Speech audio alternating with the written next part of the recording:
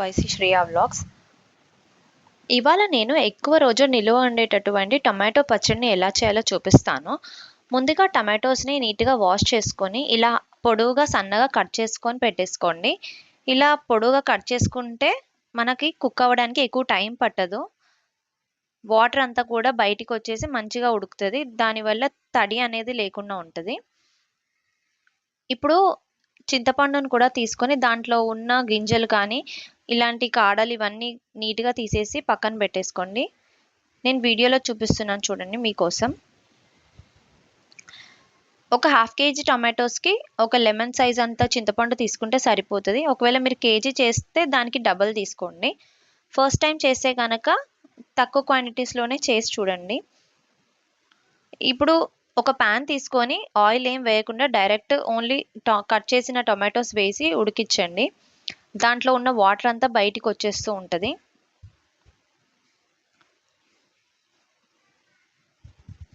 ఇలా మూత పెట్టి ఒక 5 minutes పాటు ఉడికించండి. చూసారు కదా, మూత తీసి చూస్తే ఎలా వాటర్ అంతా బయటకు వస్తుందో. ఇలా కుక్ అవ్వనివ్వండి ఒక 10 minutes పాటు. టమాటోస్ కొంచెం మెత్తబడిన తర్వాత టొమాటోస్లో ఉన్న వాటర్ అంతా ఇంకిపోయే వరకు మంచిగా కలుపుతూనే చేయండి. ఎందుకంటే నేను ఇక్కడ స్టీల్ ప్యాన్ యూజ్ చేశాను కదా, అడుగు అంటిపోతుంది. అందుకని కలుపుతూనే ఉండండి. చూస్తున్నారు కదా, ఇక్కడ వాటర్ బబుల్స్ లాగా వస్తున్నాయి. అదంతా పోయే వరకు కుక్ చేయండి. కలుపుతూనే కుక్ చేసుకోండి. మనకు తడి అనేది అస్సలు ఉండొద్దు, లేదంటే పచ్చడి ఎక్కువ రోజులు ఉండదు. చూస్తున్నారు కదా, వాటర్ అనేది తగ్గిపోయింది. దీన్ని కొంచెం చల్లారనివ్వండి. ఇప్పుడు ఫ్లేమ్ ఆఫ్ చేసుకొని ఇక్కడ కొంచెం చల్లారింది పచ్చడి. ఇప్పుడు నేను పచ్చడికి సరిపడా కారం అలాగే ఉప్పు కూడా వేస్తాను. వేడిగా ఉన్నప్పుడు వేస్తే కలర్ అనేది కొంచెం చేంజ్ అయిపోతుంది, పచ్చడి నల్లగా అవుతుంది. అందుకని కొంచెం చల్లారిన తర్వాతే ఉప్పు కారం వేసుకోండి. మరీ పూర్తిగా చల్లారనివ్వకండి. ఉప్పు కరిగేటట్టు ఉంటే సరిపోతుంది. ఇక్కడ నేను దొడ్డు పువ్వు యూజ్ చేస్తున్నాను పచ్చడి కాబట్టి. ఉప్పు కారం వేసుకొని ఒకసారి కలిపేసుకొని ఒక 5 minutes పాటు పూర్తిగా చల్లారే వరకు పక్కన పెట్టేసుకోండి. పూర్తిగా చల్లారిన తర్వాత మనం మిక్సీ పట్టుకోవాలి దీన్ని.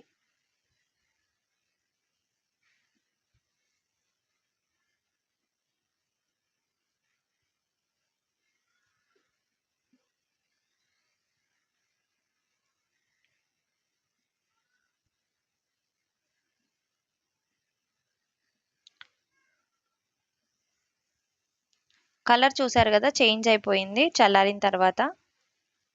మనం పచ్చడిలోకి వేసుకోవాల్సిన మసాలాని ప్రిపేర్ చేసుకుందాము.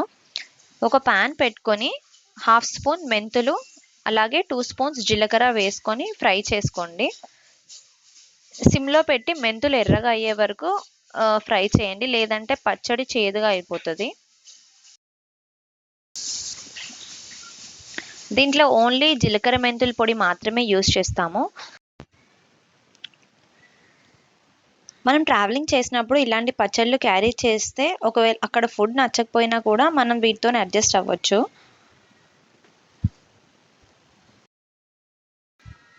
దీన్ని ఇలా చల్లారాక మిక్సీ పట్టుకోండి. ఇప్పుడు మనం గ్రైండ్ చేసుకున్న మసాలా పౌడర్ని టమాటోస్లోకి కలిపేద్దాము.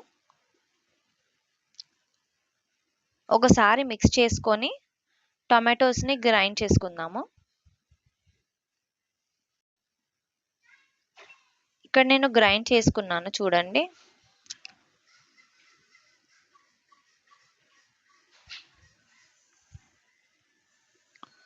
కలర్ ఎంత బాగా అనిపిస్తుందో చూసారు కదా. ఈ పచ్చడి చాలా చాలా టేస్టీగా ఉంటుంది. మనకి కిచెన్లో ఖచ్చితంగా పచ్చళ్ళు అనేవి చాలా యూస్ఫుల్ ఉంటాయండి. మనకి ట్రావెల్ చేసి వచ్చినప్పుడు రైస్ ఒకటి పెట్టుకుంటే ఇలాంటి పచ్చళ్ళు ఉంటే హ్యాపీగా తినేయచ్చు హడావిడి లేకుండా. ఈ పచ్చడి దోశలోకైనా చపాతీల్లోకైనా రైస్లోకైనా దేంట్లోకైనా చాలా టేస్టీగా ఉంటుంది. ఇప్పుడు మనం పోపు వేసుకోవడానికి ఒక ప్యాన్ పెట్టి ఆయిల్ వేసుకోండి. ఆయిల్ అనేది ఎక్కువే పడుతుంది, పచ్చడి నిలువ ఉండాలి కాబట్టి. ఆయిల్ హీట్ అయిన తర్వాత జీలకర్ర వేస్తున్నాను నేను. తర్వాత ఆవాలు, 1 స్పూన్ మినప్పప్పు, అలాగే కొన్ని వెల్లుల్లిపాయలు వేసి ఫ్రై చేయండి ఎర్రగా అయ్యే వరకు. 2 ఎండుమిర్చి వేస్తున్నాను నేను ఇక్కడ. అలాగే కొద్దిగా కరివేపాకు కూడా వేసుకోండి.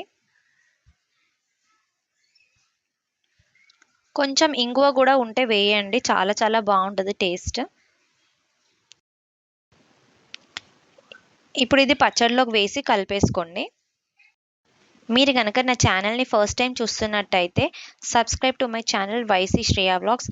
అలాగే నేను పండుమిర్చి పచ్చడి కూడా పెట్టి చూపించాను, అది కూడా ఒకసారి చూడండి.